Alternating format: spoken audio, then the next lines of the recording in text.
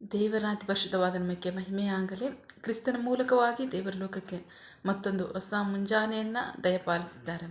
ಹಾಗಾಗಿ ನಾವು ದೇವರಿಗೆ ಕೃತಜ್ಞತ ಹೃದಯ ಉಳ್ಳವರಾಗಿರೋಣ.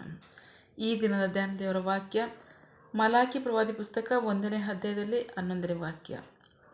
ಸೂರ್ಯೋದಯವು ಮೊದಲುಗೊಂಡು ಅದರ ಅಸ್ತಮಾನದವರೆಗೂ ನನ್ನ ಹೆಸರು ಎಲ್ಲ ಜನಾಂಗಗಳಲ್ಲಿ ಘನವಾಗಿರುವುದು. ಪ್ರತಿಯೊಂದು ಸ್ಥಳದಲ್ಲಿಯೂ ನನ್ನ ಹೆಸರಿಗೆ ಧೂಪವು ಶುದ್ಧ ಕಾಣಿಕೆಯೂ ಅರ್ಪಿಸಲ್ಪಡುವುದು, ಏಕೆಂದರೆ ನನ್ನ ಹೆಸರು ಅನ್ಯ ಜನಾಂಗಗಳಲ್ಲಿ ಘನವಾಗಿರುವುದು ಎಂದು ಸರ್ವಶಕ್ತನಾದ ಯೆಹೋವನು ಹೇಳುತ್ತಾನೆ. ದೇವರಿಗೆ ಸ್ತೋತ್ರ. Prophet Malachi chapter 1 to 11. People from one end of the world to the other honor me.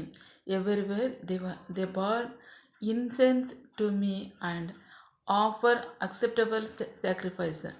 All of them honor me. ದೇವರಿಗೆ ಸ್ತೋತ್ರ. ನಾವು ವಾಕ್ಯವಾಗಿ ನೋಡ್ತಾ ಇದ್ದೀವಿ ಪ್ರೀತಿ ದೇವ್ರ ಮಕ್ಕಳೇ. ಕರ್ತನ ಸರ್ವಶಕ್ತನ ದೇವರಿಗೆ ಮುಂಜಾನೆ ಸಮಯದಲ್ಲಿ ನಮ್ಮ ಸಂಘ ಮಾತನಾಡ್ತಾ ಇದ್ದಾರೆ. ಸೂರ್ಯೋದಯ ಮೊದಲುಗೊಂಡು ಅದರ ಅಸ್ತಮಾನದವರೆಗೂ ನನ್ನ ಹೆಸರು ಎಲ್ಲ ಜನಾಂಗಗಳಲ್ಲಿ ಘನವಾಗಿರುವುದು.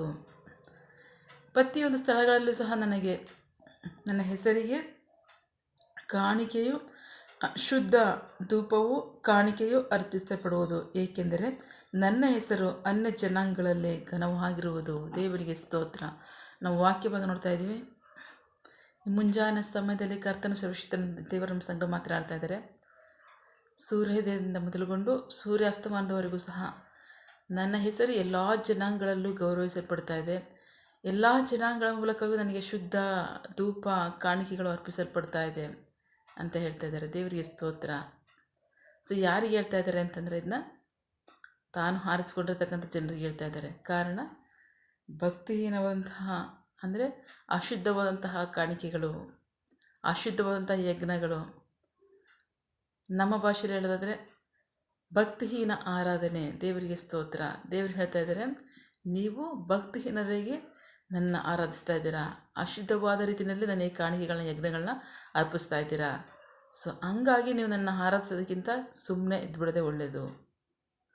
ಇಂದಿನ ವಾಕ್ಯಗಳಲ್ಲಿ ಅದನ್ನೇ ತಾನೇ ಹೇಳ್ತಾ ಇರ್ತಕ್ಕಂಥದ್ದು. ಪ್ರೀತಿ ದೇವ್ರ ಮಕ್ಕಳೇ, ಈ ಅಧ್ಯಾಯ ನೋಡಿ, ಇಂದಿನ ವಾಕ್ಯದಲ್ಲಿ ದೇವರು ಅದನ್ನೇ ಹೇಳ್ತಕ್ಕಂಥದ್ದು. ಸೊ ಹಾಗಾಗಿ ನೀವು ಅಂದ್ಕೊಂಡಿದ್ದೀರಾ ನಾವೇ ಕಷ್ಟಪಟ್ಟು ಭಕ್ತಿ ದೇವ್ರನ್ನ ಆರಾಧನೆ ಮಾಡೋದ್ರಿಂದ ಏನೋ ಬಹಳ ನಾವು ದೇವ್ರನ್ನ ಆರಾಧನೆ ಮಾಡೋದ್ರಿಂದ ನಮ್ಮಿಂದ ಮಾತ್ರ ದೇವರಿಗೆ ಗೌರವ ಸಿಗುತ್ತೆ ಅಂತ.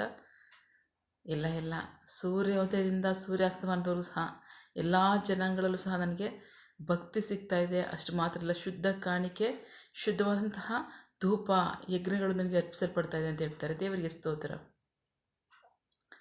ಸೊ ಅವರು ಎಲ್ಲ ವಿಧದಲ್ಲೂ ಸಹ ಜನರು ಭಕ್ತಿಯಿಂದ ದೇವ್ರನ್ನ ಆರಾಧನೆ ಮಾಡ್ತಕ್ಕಂಥದ್ದೇನು ನಿಜನೇ. ಆದರೆ ಅವರಿಗೆ ವಾಸ್ತವ ಸತ್ಯ ಏನು ಅಂತ ಗೊತ್ತಿಲ್ಲ. ಆ ಸತ್ಯವನ್ನು ಪ್ರಕಟಪಡಿಸೋದಕ್ಕೋಸ್ಕರವಾಗಿ ದೇವರು ಹೇಳ್ತಾ ಇದ್ದಾರೆ. ಯೋಹಾನ ಸುವಾರ್ತೆ 3ನೇ ಅಧ್ಯಾಯ 16ನೇ ವಾಕ್ಯ. ದೇವರ ಲೋಕದ ಮೇಲೆ ಎಷ್ಟೋ ಪ್ರೀತಿಯನ್ನಿಟ್ಟು ತನ್ನ ಒಬ್ಬನೇ ಮಗನ ಕೊಟ್ಟರು, ಆತನ ನಂಬುವ ಒಬ್ಬರಾದರೂ ನಾಶವಾಗದೆ ನಿತ್ಯ ಜೀವನದಲ್ಲಿಂದ. ದೇವರಿಗೆ ಸ್ತೋತ್ರ. ಜನರಲ್ಲಿ ಭಕ್ತಿ ಇದೆ, ಒಳ್ಳೆಯ ಆರಾಧನೆ ಇದೆ, ಶ್ರೇಷ್ಠವಾದ ಕಾಣಿಕೆಗಳನ್ನು ಧೂಪಗಳನ್ನು ಅರ್ಪಣೆ ಮಾಡ್ತಾ ಇದ್ದಾರೆ. ಆದರೆ ಸತ್ಯ ಅವರಿಗೆ ಗೊತ್ತಿಲ್ಲ. ನಾನು ಯಾರಾಗಿದ್ದೀನಿ ಅಂತ ಪ್ರಕಟಿಸೋದಕ್ಕೋಸ್ಕರವಾಗಿ ದೇವರ ವಾಕ್ಯ ಹೇಳ್ತದೆ. ದೇವರ ಲೋಕದ ಮೇಲೆ ಎಷ್ಟೋ ಪ್ರೀತಿಯನ್ನಿಟ್ಟು ತನ್ನ ಒಬ್ಬನೇ ಮಗನನ್ನು ಕೊಟ್ಟನು, ಆತನ ನಂಬುವ ಒಬ್ಬರಾದರೂ ನಾಶವಾಗದೆ ನಿತ್ಯ ಜೀವನದಲ್ಲಿಂದ. ದೇವರಿಗೆ ಸ್ತೋತ್ರ. ಸೊ ನೀವು ಅದಕ್ಕೋಸ್ಕರ ಇನ್ನೇನು ತ್ಯಾಗ ಮಾಡಬೇಕಾಗಿಲ್ಲ. ಮಾಡ್ತಿರೋ ಭಕ್ತಿನೇ ಸಾಕು, ಕೊಡ್ತಿರೋ ಭಕ್ತಿ ತ್ಯಾಗನೇ ಸಾಕು. ಆದರೆ ನೀವು ನಂಬಿ ರಕ್ಷಣೆ ಹೊಂದಿದ್ರೆ ನಿಮಗೆ ರಕ್ಷಣೆ ಆಗುತ್ತೆ. ದೇವರಿಗೆ ಸ್ತೋತ್ರ. ಯೇಸು ಕ್ರಿಸ್ತರು ಹೇಳ್ತಾರೆ, ನಾನೇ ತಂದೆ ಬಳಿಗೆ ಹೋಗೋದಕ್ಕೆ ನಾನೇ ಮಾರ್ಗವು ಸತ್ಯವೂ ಜೀವವು ಆಗಿದ್ದೇನೆ. ಯೇಸುವನ್ನು ನಂಬಿದ್ರೆ ಅವ್ರ ಬಳಿಗೆ ಹೋಗ್ಬೋದು, ನಂಬದೇ ಇದ್ದರೆ ಇಲ್ಲ. ಅದಕ್ಕೆ ದೇವರು ಹೇಳ್ತಾ ಇರ್ತಾರೆ, ದೇವರು ಲೋಕವನ್ನು ಪ್ರೀತಿ ಮಾಡಿದ್ದಾರೆ, ಒಬ್ಬನಾದರೂ ನಾಶವಾದ ನಿತ್ಯ ಜೀವನದಲ್ಲಿಂದ ಅಂತ. ದೇವರಿಗೆ ಸ್ತೋತ್ರ. ಸೊ ಹಾಗಾಗಿ ಪ್ರೀತಿ ದೇವ್ರ ಮಕ್ಕಳೇ, ದೇವರು ಎಂದಿಗೂ ಸಹ ಪಕ್ಷಪಾತಿ ಅಲ್ಲ. ತನ್ನ ಕಾರ್ಯವನ್ನು, ಪ್ರತಿಯೊಬ್ಬರು ಮನುಷ್ಯನ ಹೃದಯವನ್ನು, ಕಾರ್ಯವನ್ನು ಅವರು ನೋಡಿದ್ದಾರೆ. ಅವ್ರಿಗೆ ಅವಶ್ಯಕವಾದನ್ನು ಅವ್ರು ಕೊಟ್ಟಿದ್ದಾರೆ, ಅವಶ್ಯಕವಾದ ರಕ್ಷಣೆಯನ್ನು ಅವ್ರು ಕೊಟ್ಟಿದ್ದಾರೆ, ತಮ್ಮನ್ನು ಪ್ರಕಟಪಡಿಸ್ಕೊಂಡಿದ್ದಾರೆ. ನಂಬುವವನಿಗೆ ರಕ್ಷಣೆ ಉಂಟು, ನಂಬುವವನಿಗೆ ಪರಲೋಕ ರಾಜ್ಯ ಬಾಧಿಸ್ತಿಕೆ ಉಂಟು. ನಂಬದಿದ್ರೆ ಇಲ್ಲ, ಬಲವಂತನೂ ಇಲ್ಲ, ಒತ್ತಾಯನೂ ಇಲ್ಲ. ನಂಬಿದ್ರೆ ರಕ್ಷಣೆ, ನಂಬದಿದ್ರಿಲ್ಲ. ದೇವರಿಗೆ ಸ್ತೋತ್ರ. ಈಗ ನಮ್ಮ ಕತೆ, ಭಕ್ತಿಹೀನವಾದಂತಹ ಆರಾಧನೆಯನ್ನು, ವ್ಯರ್ಥವಾದ ಕಾಣಿಕೆಗಳನ್ನು, ವ್ಯರ್ಥವಾದ ಧೂಪ ಆರತಿಗಳನ್ನು ದೇವರಿಗೆ ಅರ್ಪಿಸ್ಬೋದು ಅಂದರೆ ಖಂಡಿತ ಅದು ತಪ್ಪಾಗಿದೆ. ಅದರ ಬದಲು ನೀವು ಆರಾಧನೆ ಮಾಡದೇ ಇರ್ತಕ್ಕಂಥದ್ದೇ ಒಳ್ಳೆಯದು ಅಂತ ಅವರು ಇಂದಿನ ವಾಕ್ಯದಲ್ಲಿ ಹೇಳ್ತಾ ಇದ್ದಾರೆ.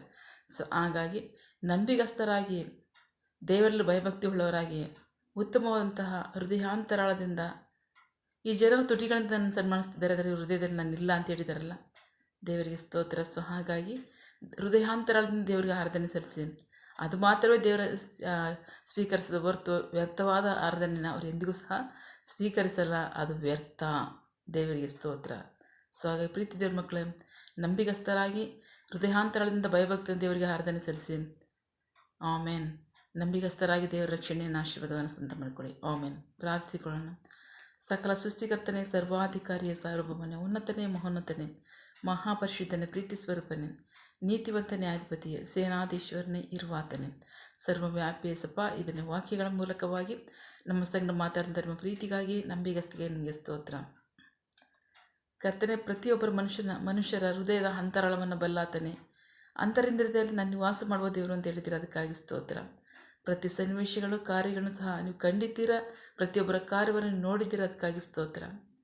ಇಸಪ್ಪ, ಈ ಮುಂಜಾನೆ ಸ್ತಂಭದಲ್ಲಿ ನಮ್ಮ ಸಂಗಡ ಮಾತನಾಡ್ತಾ ಇದ್ದೀರಾ. ಸೂರ್ಯೋದಯದಿಂದ ಅಸ್ತಮಾನದವರೆಗೂ ಸಹ ಎಲ್ಲ ಜನಾಂಗಗಳಲ್ಲೂ ನನಗೆ ಶುದ್ಧವಾದ ಕಾಣಿಕೆ, ಶುದ್ಧವಾದ ಧೂಪ ಅರ್ಪಿಸಲ್ಪಡ್ತಾ ಇದೆ ಅಂತ ಹೇಳ್ತೀರ, ಅದಕ್ಕಾಗಿ ಸ್ತೋತ್ರ.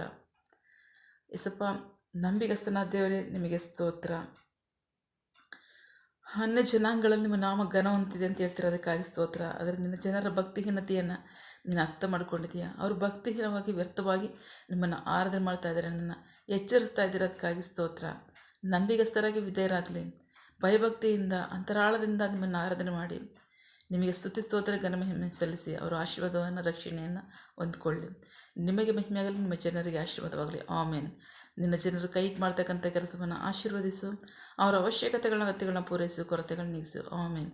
ಯಾವ ಕಾರ್ಯದಲ್ಲಿ ಅವರು ನಿರೀಕ್ಷೆ ಉಳ್ಳವರಾಗಿದ್ದಾರೆ, ಆ ಕಾರ್ಯದಲ್ಲಿ ತಕ್ಕ ಸಮಯದಲ್ಲಿ ನಿಮ್ಮ ಚಿತ್ತಾಂತರವಾಗಿ ಅದನ್ನು ಹೊಂದ್ಕೊಳ್ಳಿ. ಆಮೇನ್. ನೀವು ಹಾಗೆ ಮಾಡೋ ಪ್ರೀತಿಗಾಗಿ, ನಂಬಿಗಸ್ತಿಗೆ ನಿಮಗೆ ಸ್ತೋತ್ರ. ನಮ್ಮ ಪ್ರಾರ್ಥನೆ ನೀವು ಕೇಳಿದ್ದೀರಾ, ಅದರಂತೆ ನಡೆಸಿರೋದಕ್ಕಾಗಿ ಸ್ತೋತ್ರ. ನಮ್ಮ ಪ್ರಾರ್ಥನೆಯನ್ನು ನಮ್ಮ ರಕ್ಷಕನಾದ ಯೇಸು ಕ್ರಿಸ್ತರ ಅತಿ ಪರಿಶುದ್ಧವಾದ ನಾಮದಲ್ಲಿ ಪ್ರಾರ್ಥಿಸಿ ನಿಮ್ಮ ಪಾದಗಳು ಸಲ್ಲಿಸಿ ನಾವು ಬೇಡುವಂತೆ ದೇವರು ನಮ್ಮ ಜೀವಗಳ ತಂದೆ. ಆಮೇನ್.